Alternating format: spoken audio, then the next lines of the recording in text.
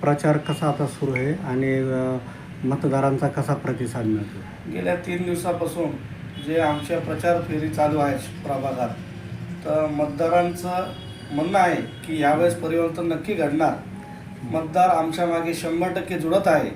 म्हणून आजची जी घटना घडली ती एक कोणीतरी घडून आणलेली आहे. त्याच्या मागचं मास्टर माइंड कोण आहे हे आत्ता पोलीस आयुक्तांना आम्ही विनंती केली. पोलीस आयुक्तांनी पर्सनली याच्यात लक्ष घालत आहेत आणि ह्याच्या मागे जे कोणी असतील त्यांना चांगला धडा शिकवणार आहे असं आम्हाला त्यांनी आता वचन दिलं. नाही, आता तुम्ही प्रचारानिमित्त प्रभागात फिरताय, काय काय समस्या जाणवल्या प्रभागामध्ये?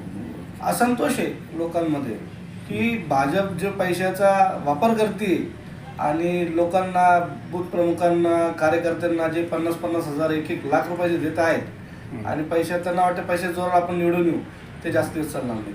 तुमचा एक प्रचारादरम्यान एका व्हिडिओ पण आलेला आहे, खड्ड्यात शेअर गेलाय म्हणायचं परिवर्तन, काय सांगाल? 100% आम्ही हा व्हिडिओ तर सोडून ते लोकांची भावना आहेत त्या व्हिडिओच्या माध्यमातून आम्ही पाठवलेले आहेत. आम्ही स्वतः काही बनवलेलं नाही. जनतेचा रोष आहे आणि नक्कीच यावेळेस परिवर्तन घडणार आहे. आणि राष्ट्रवादीची ताकद या प्रभाग क्रमांक 16 जी आहे ती विरोधकांना सुद्धा माहिती आहे. त्याच्यामुळे आता काही परिवर्तन घडल्याशिवाय बदल होणार नाही. प्रचारामध्ये कोणते मुद्दे तुम्ही घेऊन मतदारांना सामोरे जात आहे? मुद्दे तर विकासाचे मुद्दे आहेत.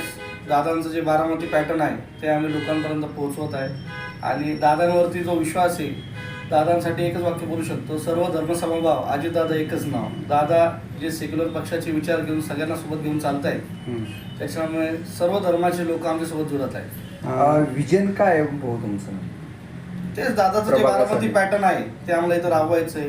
इथं एक पण महानगरपालिकेचं हॉस्पिटल असं अद्ययावत हॉस्पिटल नाही आहे. सगळ्यात पहिले प्रामुख्याने मी आरोग्याकडे लक्ष देत आहे.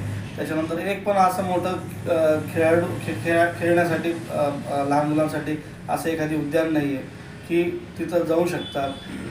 अशा गोष्टी, बऱ्याचशा गोष्टी आहेत. सगळ्यात मोठी गोष्ट म्हणजे असंतोष लोकांचा आहे.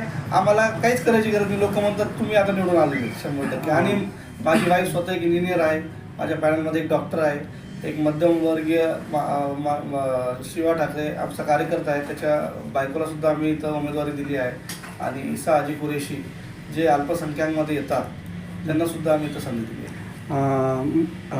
प्रभाग क्रमांक 16चे आपल्या पक्षाचे मयूर सोनवणे यांचं प्रचार कार्यालयाचं जाळण्याचा प्रयत्न झाला, तर काय नेमकं याच्या पाठीमागं? ते आता सगळ्या CCTVच्या फुटेज समोरच आहेत आणि प्रभागातील सगळ्या लोकांना माहिती आहे कोणी घडून आणलं. आम्हाला काही वेगळं सांगायची गरज नाही. काही गुन्हे दाखल झाले त्याच्यावर? गुन्हा दाखल करायची प्रक्रिया चालू होती. 11 वाजता आम्ही रीतसर अर्ज केला होता, गुन्हा दाखल करायची प्रक्रिया केली होती. पोलीस त्यांची कारवाई करतात. आताच पंचनामा होऊन गेला. DCP साहेबांचा, PI साहेबांचा, CP साहेबांनी स्वतः याच्याकडे विशेष लक्ष घालून लवकर कारवाई करत आहेत त्याच्यावर. आणि जो त्यांनी केलंय आत्ता आम्हाला जस्ट माहीत पडलं की त्याला पोलिसवाल्यांनी ताब्यात घेतलं. आता पुढचा कारवाई काय असणार आहे याच्यामध्ये? गेल्या 48 घंट्यात जे पण त्याच्या संपर्कात होते, ज्यांनी हे केले त्याच्यावरती पण आता पोलीस प्रशासन नजर ठेवून आहे. नाही, आता पोलीस आयुक्तांशी तुम्ही बोललाय, काय आश्वासन दिलंय का? साहेबांनी पॉझिटिव्हली घेतल्या सगळ्या गोष्टी. अशी घटना पुढे शहरात कुठं होऊ नये, काय त्याच्या मागचं हित होतं हे ते जाणून घेत आहे. आणि वैयक्तिक होतं की राजकीय स्वार्थापोटी केलं हे लवकरच आपल्याला कळेल.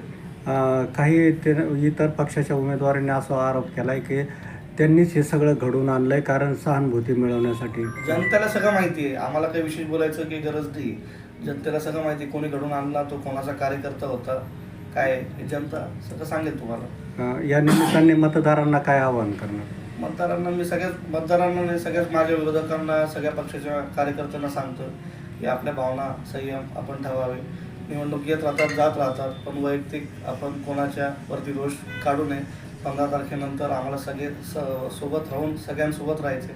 कोणी कुठल्या पक्षात जरी असला पण त्याचा कार्यकर्ता माझा मित्र आहे, कारण की आमचं बालपण इथे गेलेलं आहे. ओके, धन्यवाद.